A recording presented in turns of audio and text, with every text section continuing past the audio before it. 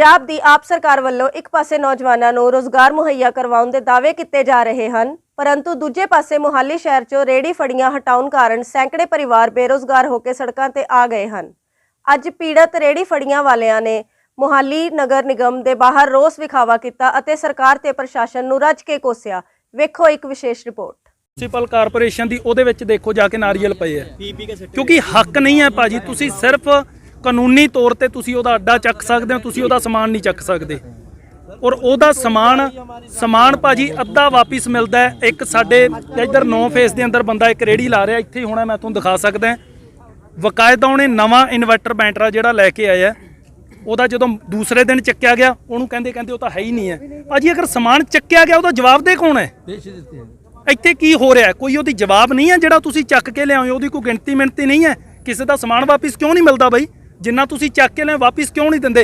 और मैनू ये नहीं समझ आता भी तुसी बिना ही गल तो उहदा अड्डा चक्या और उत्ते जुर्माना किस चीज़ है? असीं तुहाडे ते जुर्माना ला रहे हो कि तुसी दस्सिया भी तुहाडा इस कारण असीं चक्या जा रहा है, या तुहानूं एक बारी उहनूं कोई वार्निंग दित्ती है भी तुसी इत्थों? क्योंकि कोई बंदा अगर गलती कर रहा तुहाडा, जिहनूं तुसी वेंडर कार्ड देता, अगर वो गलती कर रहा तुसी पहली बार जाके उहनूं दसोगे भी इत्थों आ गलती है बई, इहनूं सुधार के रख, या तुसी बिना ही दस्से जाके पहले दिन अड्डा चक दोगे उहदा? और तुसी चक लिया समेत उहदा फ्रूट भी चक लिया, समेत उहदा समान भी चक लिया, और जो एंड च बंदा समान लैन आया तुसी उहदा समान भी पूरा नहीं दिता भी ये तो सानू पता नहीं किधर गया। क्यों बई इहदा प्रशासन जिम्मेवार क्यों नहीं है? जिहड़े लोग चक रहे हो जिम्मेवार नहीं है भी उहदा समान पूरा क्यों नहीं है वो? और नाल तुसी फ्रूट किवें चक लिया, उत्तों तुसी यार उहते जुर्माना लाता। जुर्माना किस चीज़ का लाता? मैनूं तां ये नहीं समझ आया भी जुर्माना किस चीज़ है, की गलती है? चक्या तुसी, उत्तों कुੱਟਮਾਰ भी हुंदी है लोकां दा। कुੱਟਮਾਰ करन दा किहने हक देता? गाली गलोच करन दा किहने हक देता? थप्पड़ तक मारे जा रहे हैं। बहुत धक्का हो रहा भाजी, जिहड़ा दिख नहीं रहा।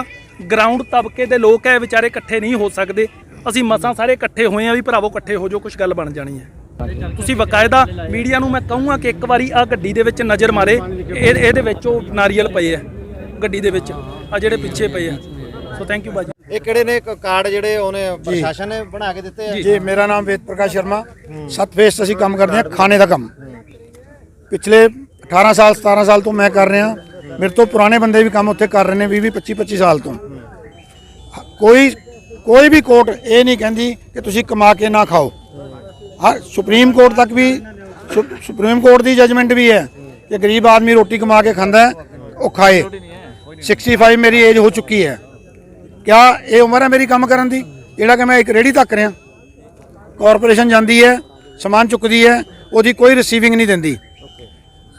मान लो किसी का कपड़े का गठरी है या कोई भी समान है, ਨਹੀਂ ਜਿਹੜੀ ਐਮਸੀ ਦੀ ਟੀਮ ਜਾਂਦੀ ਹੈ ਉਹ ਤੁਹਾਨੂੰ ਉੱਥੇ ਤੋਂ ਹਟਾਉਂਦੀ ਹੈ ਨਾ ਲਗਾਉਣ ਤੇ, ਕਿ ਤੁਹਾਡਾ ਸਮਾਨ ਵੀ ਜ਼ਬਤ ਕਰ ਲੈਂਦੀ? समान चुकते हैं, समान जब्त कर दी है, हटाने वाली कोई गल ही नहीं है। रेहड़ी चुक लेंदे है, जो रेहड़ी जिहो जी जाती है वो टुट्टी भज्जी वापस मिलती है। समान जिन्ना जाता है ਉਹਦੇ लगभग 50% गायब हो चुका ਹੁੰਦਾ। क्यों कि ਉਹਦੀ कोई रिसीविंग नहीं है, रिसीविंग नहीं है। अगर कॉरपोरेशन ਨੂੰ ਅਸੀਂ बार-बार 6/4 ਦੀ ਜਗ੍ਹਾ ਇਹਨਾਂ ਨੇ ਪਾਸ ਕੀਤੀ ਹੈ कॉरपोरेशन ਨੇ, ਅਸੀਂ 6/4 ਚਲਾਉਣ ਨੂੰ ਬਹੁਤ ਟਾਈਮ ਤੋਂ ਰਾਜੀ ਹਾਂ।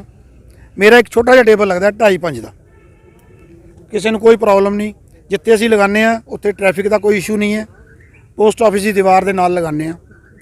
कुछ भरा शोरूमां के अगे लगाते हैं, बहुत पुराने लगा रहे हैं, उन्होंने भी 6/4 क्या होया। चलो कुछ साडे लोगों छोटी मोटी गलतियां है, किसी ने थोड़ा वड्डा ला लिया, लेकिन कार्ड बने हुए है। जिन्होंने लोगों के लोन होए ने उन्होंने फड़ियां नूं जिथे काम करते सी उस जगह नूं देख के लोन किते गए ने। ਲੋਨ ਕਿਹਨੇ ਕੀਤੇ ਹੈ? लोन सेंटर गौरमेंट के ऑर्डर सी, कॉरपोरेशन ने धक्के नाल बुला के कि तुसीं लोन लो, तुसीं लोन लो, तुसीं लोन लो, तो लोन दिते हैं। पहले 10,000 वो क्लीयर होने तो बाद 20,000 तो 50,000 तक करते इन्होंने। जे असी 20,000 लोन ले लिया, साडा अड्डा ही नहीं लगेगा, असी कमावांगे नहीं तो लोन कितों वापस करांगे? जिसका एक बार सिबल खराब हो गया वो दोबारा ठीक नहीं हो सकता। वो परिवार जो बच्चों भी इस चीज़ की दिक्कत बहुत वड्डी आएगी कि वह सिबल खराब है, उन्होंने कोई लोन नहीं मिलेगा। इस करके साडी प्रशासन अगे रिक्वेस्ट है बार-बार कि जिन्ने भी लोगों के लोन ने या कार्ड बने ने उन्होंने प्रॉपर जद तक ये कहते जी तुहानूं 4 साइडां सैट कीतियां, 78 सैक्टर 77 सैक्टर 56 सैक्टर, उत्थे अजे कुछ भी नहीं है। ਇੱਕ ਬੰਦਾ ਸਾਡੇ ਕੋਲ ਬੱਚਾ 10 ਰੁਪਏ ਦੀ ਸਬਜ਼ੀ ਮੰਗਣ ਆਉਂਦਾ ਨਾ, ਉਹਨੂੰ ਕਹਿੰਦਾ ਬੇਟਾ ਡਬੀਲਿਆ ਪਾ ਦਿੰਨੇ ਆ, ਉਹਨੂੰ 10 ਰੁਪਏ ਦੀ ਸਬਜ਼ੀ ਦੇ ਦਿੰਨੇ ਅਸੀਂ ਜਾਂ 20 ਰੁਪਏ ਦੀ ਦਿੰਨੇ ਆ। ਕਿਆ ਇੱਕ ਬੰਦਾ 5 ਕਿਲੋਮੀਟਰ 4 ਕਿਲੋਮੀਟਰ ਤੇ 10-20 ਰੁਪਏ ਦੀ ਸਬਜ਼ੀ ਲੈਣ ਜਾਏਗਾ? ਪਹਿਲੀ ਗੱਲ ਤੇ ਉਹਦੇ ਕੋਲ ਟਾਈਮ ਹੀ ਨਹੀਂ ਹੈ, ਉਹਦੀ ਅੱਧੇ ਘੰਟੇ ਦੀ ਬ੍ਰੇਕ ਹੈ। ਦੂਸਰਾ 10 ਫਰੈਸ਼ ਖਾਣਾ ਮਿਲਦਾ ਹੈ। ਇਸ ਚੀਜ਼ ਦਾ ਮੈਂ ਚੈਲੰਜ ਕਰਦਾ ਕਿ ਵੱਡੇ ਹੋਟਲਾਂ 'ਚ ਵੀ ਹੋਟਲ ਵਾਲਿਆਂ ਨੂੰ ਖੁਦ ਨੂੰ ਨਹੀਂ ਪਤਾ ਹੁੰਦਾ ਕਿ ਦਾਲ ਸਾਡੀ ਹਫ਼ਤਾ ਪਹਿਲੇ ਦੀ ਬਣੀ ਹੋਈ ਹੈ ਜਾਂ ਕਦ ਦੀ ਬਣੀ ਹੋਈ ਹੈ। ਮੈਂ ਕਿਸੇ ਦੇ ਖਿਲਾਫ ਨਹੀਂ ਕਹਿ ਰਿਹਾ, ਇਹ ਨੈਚੁਰਲ ਸੱਚਾਈ ਹੈ, ਇਹ ਹਰ ਬੰਦਾ ਜਾਣਦਾ। ਸਾਡੇ ਕੋਲ ਡੇਲੀ ਕੋਈ ਵੀ 4:30 ਵਜੇ ਆ ਕੇ ਚੈੱਕ ਕਰ ਸਕਦਾ ਜਿੰਨਾ ਕੁ ਸਮਾਨ ਅਸੀਂ ਲਿਆਉਂਦੇ ਲਿਮਿਟਿਡ ਘਰੋਂ ਬਣਾ ਕੇ ਲਿਆਉਂਦੇ ਆ, ਉੱਥੇ ਟੇਬਲ ਲਗਾ ਕੇ ਵੇਚਦੇ ਆ, फ्रेश खाना मिलता है। 4 बजे तक लगभग सारी समाप्ति हो जाती है खाने की। तो हमें पहले कार्ड दिया गया, बना के दिया गया कि ये है कार्ड। आज था 3 किस्म के कार्ड बनी, एक नीले रंग की बनी, एक वाइट रंग की बनी, एक पीले बनी। तो नीले हरे रंग की जो बनी वो घूम फिर के बेचने वाली थी, सब्जी वालों के लिए। हाँ, सब्जी वालों के लिए। जो हम लोग को दिया गया जूस वगैरह बेचते हैं, चाय बेचते हैं, वो रह के बेचे, खड़ के बेचने के लिए। तो हम बेचते रहे। उसके बाद हमको बुला के लोन दिया गया। पहले 10,000 के दिया गया, फिर 20,000 के दिया गया। उसके बाद पैसा हम महीने महीने चुकाते जाते हैं। उसके बाद ये हमारा सामान उठाने लगे, और जब सामान उठाते हैं तो रेडी उड़ी ले आते हैं और सारी तोड़ देते हैं। जो सामान उठाते हैं वो सही नहीं रहती हैं, सारी तोड़ देते हैं। और कोई नारियल है, कोई फ्रूट ले आते हैं तो वो भी मिलता नहीं है ना, कोई पर्ची देते हैं, वो आपस में बांट के खा जाते हैं। किसी को दोबारा मिलता नहीं है। वो जो सामान हमारे चक्के वो बीट के बांट के खा गए, वहाँ हम पर्ची कटाने गए, हमारे से जुर्माना तो वसूला गया, लेकिन हमारा सामान नहीं मिला वापस। और जो रेडी सामान है हमारे जिस पे रखते हैं वो तोड़ के मिला, बढ़िया नहीं, वो तोड़ दिया गया। फिर हम जाकर उसको रिपेयर 2,000 4,000 करा लगा के फिर रिपेयर कराते हैं। फिर 10 रोज के बाद फिर वो चक्की आ जाता है।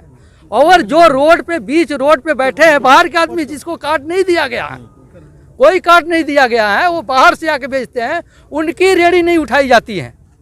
वो मिली भगत हैं, मोटे पैसे दे रहे हैं उन लोग की। मैं सुपरडेंट साहब को 4 बार ये वीडियो भेजा कि ये रेडी उठाओ, और ये बाहर से आए हैं पर उनकी रेडी नहीं उठाई गई और ना उठाते हैं। सुपरडेंट साहब बोले कि इसके लिए जाके कमिश्नर को बोलो, जब कमिश्नर बोलेंगे तब हम उनको उठाएंगे। मैं बोला क्या हमारी रेडी के लिए स्पेशल कमिश्नर साहब भेजे हैं और जो रोड पे लगा रहे हैं उनकी रेडी नहीं चक्की जाएगी? बोलते हैं हम क्या करें, कमिश्नर साहब के ऑर्डर है।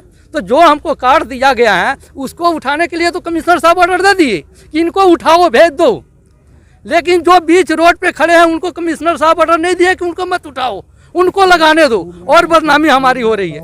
इस समय रिक्वाइस्ट है मीडिया वाला से भी है कि हमारा सही खबर पहुँचाए और हमको 2 वक्त की रोटी खाने दे, हमारे बच्चे पालने दे। आज हमारे बच्चे 2 वक्त की रोटी के लिए तरस रहे हैं, कोई उपाय नहीं है। अगला अगर नहीं रहे तो हम आत्महत्या करेंगे और वो गड्डी के नीचे आएंगे। इसका जवाबदेही प्रिंसिपल कमेटी होगी, इसका और कोई नहीं होगा। धन्यवाद, इसके आगे कुछ नहीं कहना है। 11 पीस में मैं बर्गर का रेडी लगाता हूँ। जब एक कार्ड बना था ना, तो एक बार में कार्ड नहीं बना है, कई बार सर्वे हुआ है, कई बार 2 बार 3 बार सर्वे हुआ है। बिल्कुल बिल्कुल, कभी रेडी पे हुआ है, कभी यहाँ हुआ है, पूरी हाँ छानबीन के बाद हुआ है। और ये नहीं कि इन्होंने बनाया हुआ है, इसका टेंडर निकला हुआ है, बाकायदा टेंडर निकला हुआ है, कोई कंपनी है, और इस पर लाखों रुपए खर्च हुए हैं सर्वे करने में। फिर ये कार्ड बना है, कार्ड बन गया, कार्ड हम लोग को मिल गया। उसके बाद बताया गया कि तुम 10 रोड से 10 फुट अंदर रेडी लगा सकते हो। हम लोग चलो ठीक है, रोड से 10 फुट अलग खड़े हैं हम लोग, गलत अंकल जी सही बात बिल्कुल। फिर भी हम लोग को कुछ दिन ठीक था, उसके बाद लोन भी पास हुआ, लोन भी लिए, लोन भी चुकता कर दिए।